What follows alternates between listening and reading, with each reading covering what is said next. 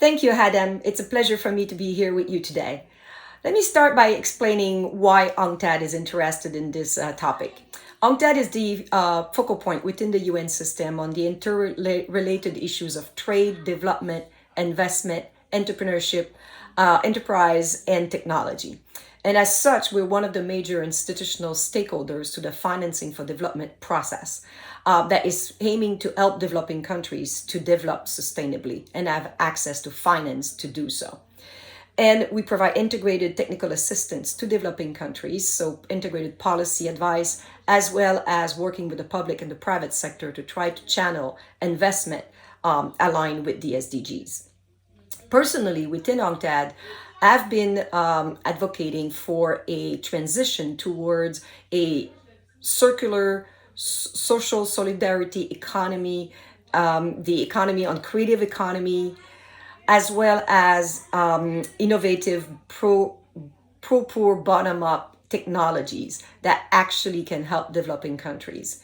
And pre-pandemic, the idea was that if we had a Green New Deal, it would actually provide us with the public financing to be able to start that transition towards this social solidarity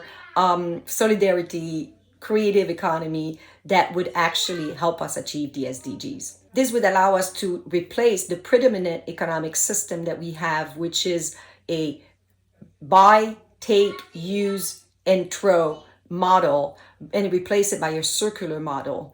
Now with COVID-19, of course, we're seeing that the financing is flowing. We're having the G20 pulling in their economy up to $10 trillion.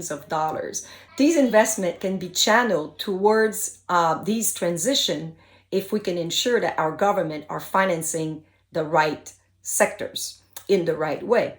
However, developing countries do not have the fiscal space to be able to put these $1 trillion at the service of their population. They need the help of the international communities to do so. And this is where I feel the Water Unite innovative model of financing can really be helpful to help women and young entrepreneurs in developing countries to have access to the financing that they need, first to meet their immediate need related to COVID-19, such as access to health and education right now, but also to start their own company and grow their own company to have the economic empowerment. Without water, the basic sanitation of washing your hand and be able to protect yourself against COVID-19 is just not available. Women and girls bear the brunt of not having access to water and sanitation. Why? It's the women and the girls that will go out and fetch for water, spending hours in a day to do so.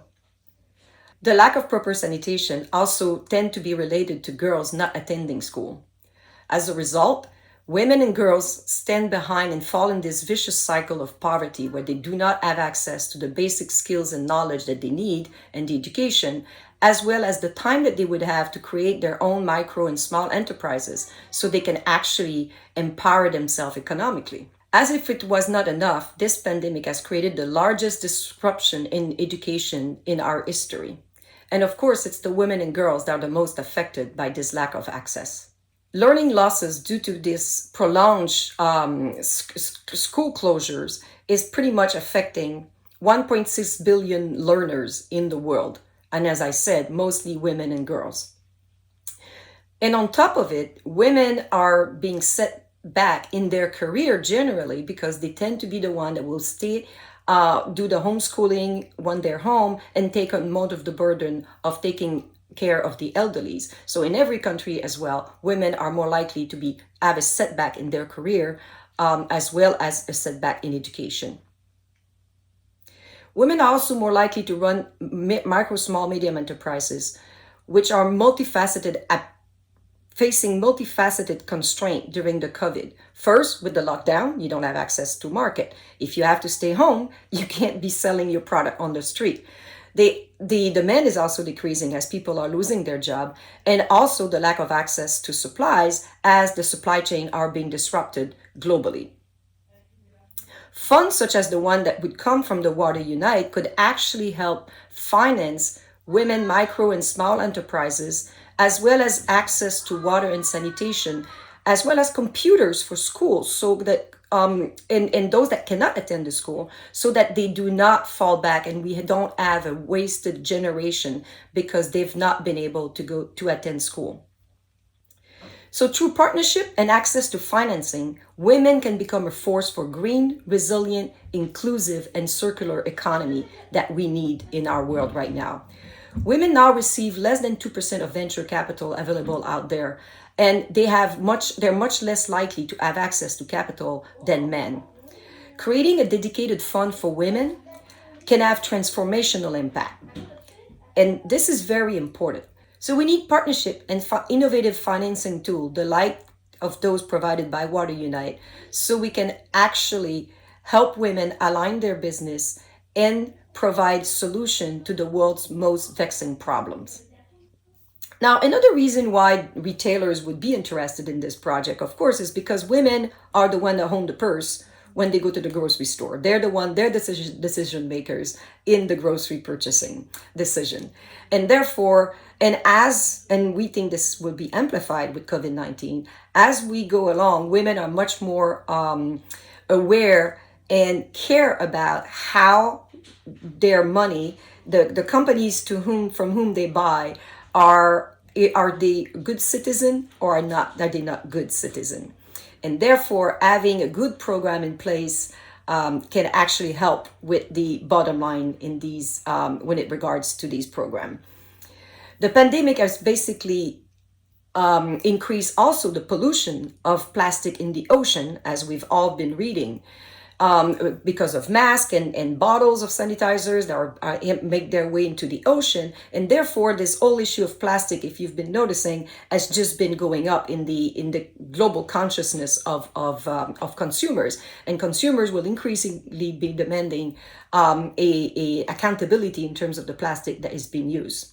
And therefore, having a good program in place would definitely help. We're also working at UNCTAD with developing countries because their share of providing plastic to the market has been increasing. However, it's not necessarily a trend that we want to encourage. And what we would like to see is how we can help them provide alternative, so that as a grocer, you actually have access to alternative and substitute.